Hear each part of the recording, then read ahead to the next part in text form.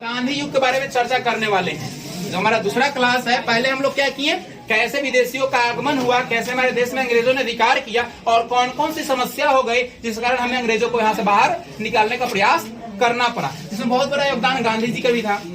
गांधी युग किसे कहते हैं? अब गांधी जी का जन्म से लेकर मृत्यु तक का जो समय होता है वो गांधी काल कहलाएगा। क्या कहलाएगा? वो गांधी काल। जैसे एक व्यक्ति के जन्म से लेकर मृत्यु तक की जो अवस्थाएं होती है उसे उसका जीवन काल कहते हैं, बायोलॉजी में आप लोग पढ़ोगे। वैसे ही गांधी जी के जन्म से लेकर मृत्यु तक का जो काल था वो गांधी काल कहलाया। लेकिन क्या जन्म लेते ही इंसान सारे कार्यों को करने लगता है? नहीं करने लगता है। पढ़ता है, लिखता है, जानता है, अनुभव होता है उस पर, तब वो किसी कार्य को करता है और उसकी कृति रह जाती है। कृति करने का मतलब उसका अच्छे कर्म रह जाते हैं। तो गांधी जी का जन्म हुआ 2 अक्टूबर 1869 को और इनकी मृत्यु यानी हत्या इनकी हो गई थी 30 जनवरी 1948 को। ये नाथूराम गोडसे द्वारा इनकी हत्या की गई थी, जो एक बहुत बड़े क्रांतिकारी भी थे, लेकिन इनकी हत्या उन्होंने की। अब देखिए गांधी जी द्वारा जो प्रमुख कार्य है जिसका आप लोग का विवरण दिया गया है। गांधी जी अपनी पढ़ाई इंग्लैंड से किए, लेकिन उनको एक अपने मित्र का केस लड़ने दक्षिण अफ्रीका जाना पड़ा। उस डेट का मैंने मेंशन नहीं किया क्योंकि उसको पढ़ना नहीं है, लेकिन मैं थोड़ी सी उसकी चर्चा कर दे रहा हूँ। उन्होंने 1993 ईस्वी में, सॉरी 1993 तो इस दुनिया से चले गए थे, ठीक है। 1893 ईस्वी में अपने मित्र सेठ अब्दुल्ला का केस लड़ने के लिए दक्षिण अफ्रीका गए, क्योंकि ये पेशे से क्या थे? वकील थे, बैरिस्टर। वकील नहीं करते, उनको बैरिस्टर करते हैं। जो भी व्यक्ति इंग्लैंड से वकालत करके आता है उसे बैरिस्टर कहते हैं। क्या वो भी एक तरह का वकील ही है, वो भी केस ही लड़ेगा, लेकिन उसको बैरिस्टर की उपाधि दी जाती है। जो भी इंग्लैंड से करके आएगा वकालत, आप और हम कोई भी करके आते हैं इंग्लैंड से वकालत, तो बैरिस्टर ही कहे जाएंगे। तो इसीलिए उन्हें बैरिस्टर कहा जाता था। और वो गए थे दक्षिण अफ्रीका अपने मित्र सेठ अब्दुल्ला का केस लड़ने, और वहां उनका एक व्यापार से रिलेटेड केस था जो कि दक्षिण अफ्रीका में फंसा हुआ था। तो इनका मित्र था, बोला कि चलो भाई तुम मेरा मित्र हो और वकील हो, चलो पेशे से तो वहां हमारी केस को देखो तुम। वहां जाकर उन्होंने केस को जितवाया। इसके साथ उन्होंने एक आंदोलन वहां छेड़ा, रंग विरोध आंदोलन। इंग्लैंड वाले जो लोग थे, विदेशी लोग थे, हम लोग को ब्लैक मैन कहते थे और अपने आप को व्हाइट मैन कहते थे। अपने आप को गोरा, हम लोग को काला। कितना गोरे रहिएगा तो ये काले कहता था, ठीक है। उन लोग का नामकरण था, इंडियन लोग को काला कहता था, अपने आप को गोरा कहता था, व्हाइट मैन कहता था, हम लोग को ब्लैक मैन। तो वहां रंग विरोध नीति, अगर कहीं क्वेश्चन आपको मिलता है कि गांधी जी द्वारा पहली आंदोलन या पहली जो धरना प्रदर्शन है आंदोलन कहाँ चलाई गई, अगर ये जिक्र नहीं होता है, भारत का जिक्र नहीं होता बाबू, तो सबसे पहले दक्षिण अफ्रीका में रंग विरोध नीति। अगर पूछा जाता कि भारत में, तो उसकी चर्चा हम लोग करने वाले हैं। अगर भारत में पूछा जाएगा तो उसकी चर्चा हम लोग करेंगे, लेकिन अगर भारत का जिक्र नहीं होता है तो सबसे पहले दक्षिण अफ्रीका में चलाए थे रंग विरोध नीति। अब देखते हैं वो कब आए। 1915 ईस्वी में क्या हुआ? गांधी जी दक्षिण अफ्रीका से भारत आए। वहां लंबे समय तक अपने मित्र के साथ बनाया, उनका केस वगैरह देखे। केस तो एक दिन में फैसला होता नहीं है, डेट पे डेट, तारीख पे तारीख पड़ती है ना। इसके अलावा उन्होंने आंदोलन भी चलाया क्योंकि उनके साथ कुछ ज्यादती हुई थी, वहां पे कुछ उनको टॉर्चर किया गया था। इसी कारण वो उस चीज से बहुत आहत हुए और वहां पे आंदोलन चला दिए और सफलता भी मिली।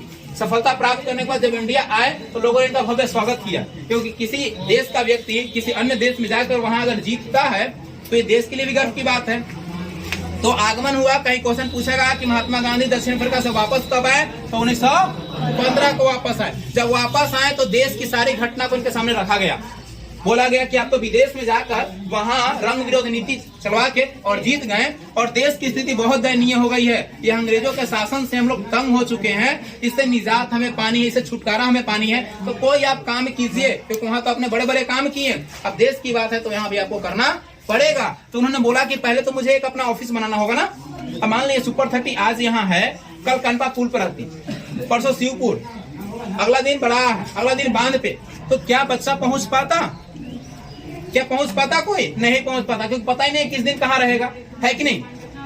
एक ठोस पॉइंट है यहाँ पे, एक स्थित पॉइंट है कि यहाँ सुपर 30 है, यहाँ हमारी कोचिंग संस्था है, यहाँ पढ़ने जाते हैं। सब लोग को पता है कि यहाँ पे क्लास चलती है कि नहीं। वैसे ही गांधी जी ने कहा कि एक आश्रम बनाते हैं। ये क्या करते हैं, अपना ऑफिस बनाते हैं। उस ऑफिस का नाम था साबरमती आश्रम। क्या नाम था? साबरमती आश्रम। क्वेश्चन पूछता है साबरमती आश्रम की स्थापना कब की गई, तो 1916 में। ऑब्जेक्टिव क्वेश्चन है ये। साबरमती आश्रम की स्थापना कब की गई? 1916 में। किसके द्वारा की गई?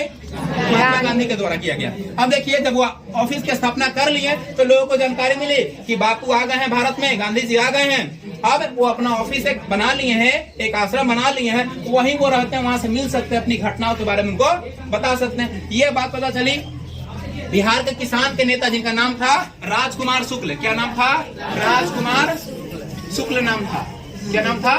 राजकुमार शुक्ल। ये किसान के नेता थे। किसके नेता थे? किसान के। बिहार में चंपारण जिले में, बिहार का चंपारण जिला है जहां से आपके प्रथम राष्ट्रपति राजेंद्र प्रसाद बिलोंग करते हैं। राजेंद्र प्रसाद चंपारण जिला से ही रहने वाले थे ना, तो चंपारण से बिलोंग करते थे राजकुमार शुक्ल भी, जो क्या थे? किसान के नेता थे, किसान के लीडर थे, जो लगातार किसानों पर शोषण में क्या हो रहा था? जबरदस्ती उनसे नील की खेती करवाई जा रही थी। क्या कराई जा रही थी? नील की खेती, और वो भी 3 कठिया प्रणाली के तहत। 3 कठिया प्रणाली क्या होती बाबू? 1 बीघा में क्या कट्ठा? 20/3।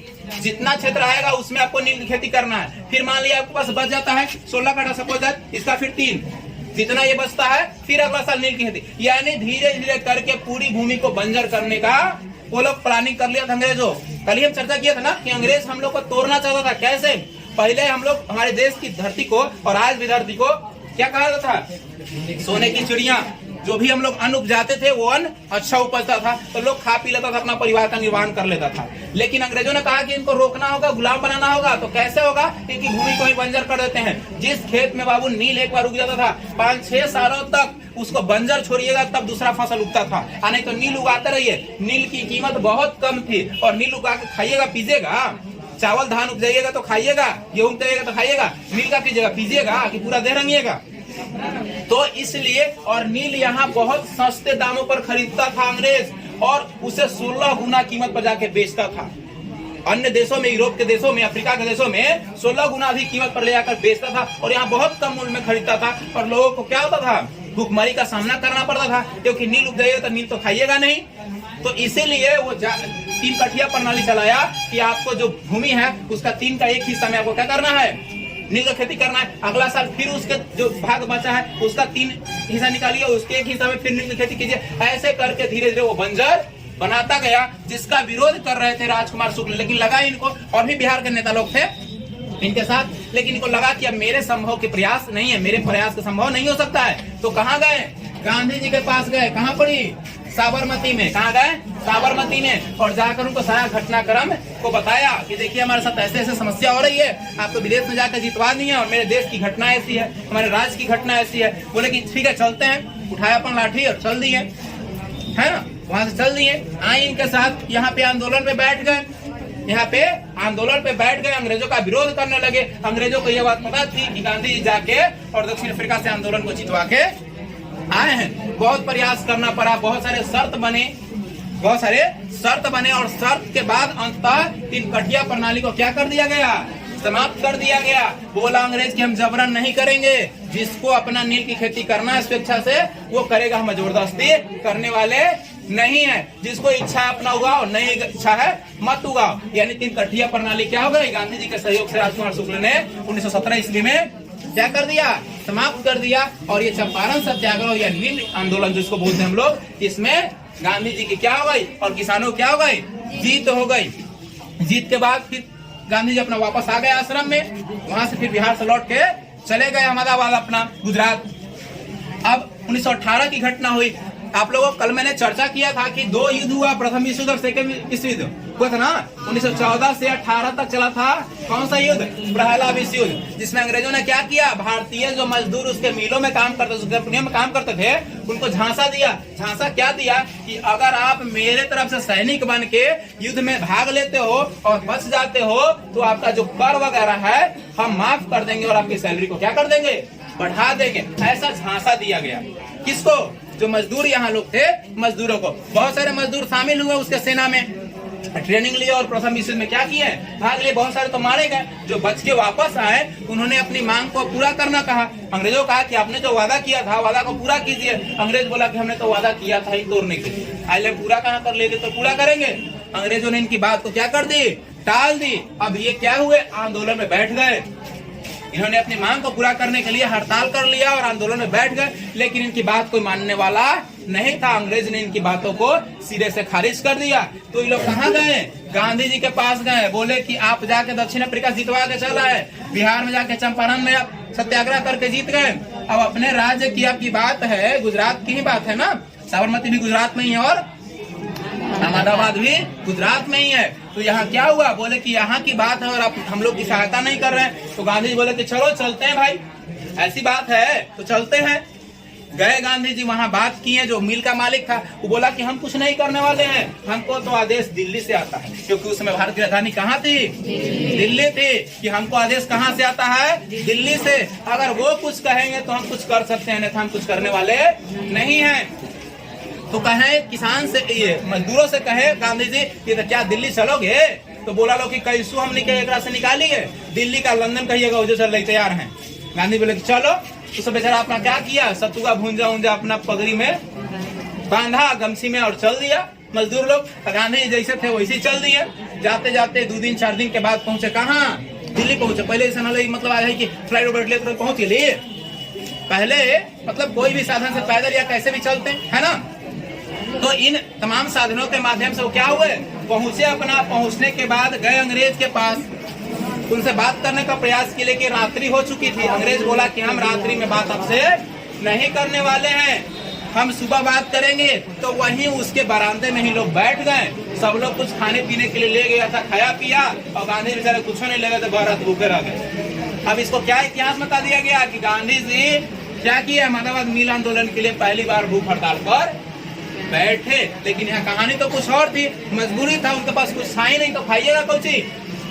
सुबह मुलाकात हुई अंग्रेज का जो हेड कमांडर था वहाँ, उसे बात हुआ तो बोला कि वहाँ से उतना तो नहीं करेंगे, लेकिन इन लोग का जो कर है ना, कर को हम माफ कर देते हैं, कर को माफ कर देते हैं, इन लोग का सैलरी नहीं बढ़ाएंगे, क्योंकि अभी खुद घाटे में है। पंखा जाकर बंद कीजिए, कोई बोलेगा तो बोलिएगा सर बंद करवाए, ठीक है। तो उन्होंने क्या बोला कि सैलरी को हम क्या करेंगे, बढ़ा नहीं सकते, लेकिन जो कर वगैरह कुछ है वो हम क्या कर देंगे, कम कर देंगे, समाप्त कर देंगे। तो ये सफलता उनको मिली और इनकी जीत अहमदाबाद मिल आंदोलन में भी क्या हो गई। किसमें जीत हुई, अहमदाबाद मिल आंदोलन यानी खेड़ा आंदोलन में भी क्या हो गई, विजय मिली। उसके बाद फिर क्या हुआ, अंग्रेजों ने कहा कि अब इंडियन लोग बड़ा फुड़क रहा है, अब इसको रोकने के लिए कोई कानून लाना होगा। क्या लाना होगा, कोई कानून लाना होगा। एक कानून का गठन किया जिसका नाम हुआ रॉलेट एक्ट। भारतीयों ने उसका नाम दिया काला कानून। क्या नाम दिया, काला कानून। इस कानून का रूप था वो बिना अपील, बिना दलील, बिना वकील, यानी बिना अपील, बिना वकील, बिना दलील, यानी बिना कोई बहस के, बिना कोई आरोप पे आप पे अगर शक होता है तो हम आपको अरेस्ट करके जेल में डाल के आपको मुकदमा चला देंगे। सिर्फ शक होता है तो आपको हम पकड़ के जेल में डाल देंगे और आपके ऊपर मुकदमा हम चला देंगे। ऐसा अंग्रेजों ने नियम बनाया। भारतीय लोगों ने विरोध किया इसका, लेकिन विरोध के बाद भी लोग रुकने वाला नहीं था। यहाँ तक कि दो नेता लोग जो नेता थे भारत की तरफ से, सरफुद्दीन किचलू और सत्यपाल मलिक। सरफुद्दीन किचलू और सत्यपाल मलिक, दो नेता को क्या कर लिया, पकड़ लिया अंग्रेज लोग और उनको जेल में डाल दिया।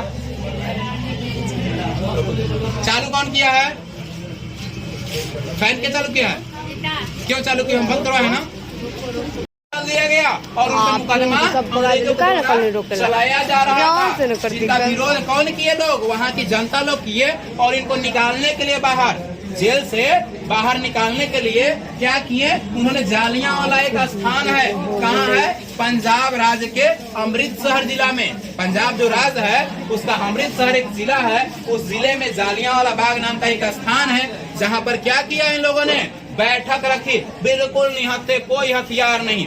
निहत्था इन लोगों ने क्या किया, सभा किया कि कैसे सत्यपाल और सरफुद्दीन किचलू को निकाला जाए। लेकिन एक भारत का ही व्यक्ति था, जिसे बोलते हैं ना, महिला में कुटनी बोलते हैं, पुरुष में कुटना बोलते हैं, है ना, जो एने के बाद होने करता है उसको खाना पचता है, बात नहीं पचता है। एक व्यक्ति था जिसका नाम था हंसराज। क्या नाम था, हंसराज। वो क्या था, अंग्रेज का चमचा था। अंग्रेज को जाके इस बात का न्यूज दे दिया कि आपके विरोध भारतीय लोग एक सभा कर रहे हैं, कहाँ, जालियांवाला बाग में। कहाँ, जालियांवाला बाग में। उस समय सेना का जो कमांडर था, जो चीफ था, उसका नाम था जनरल ओडायर।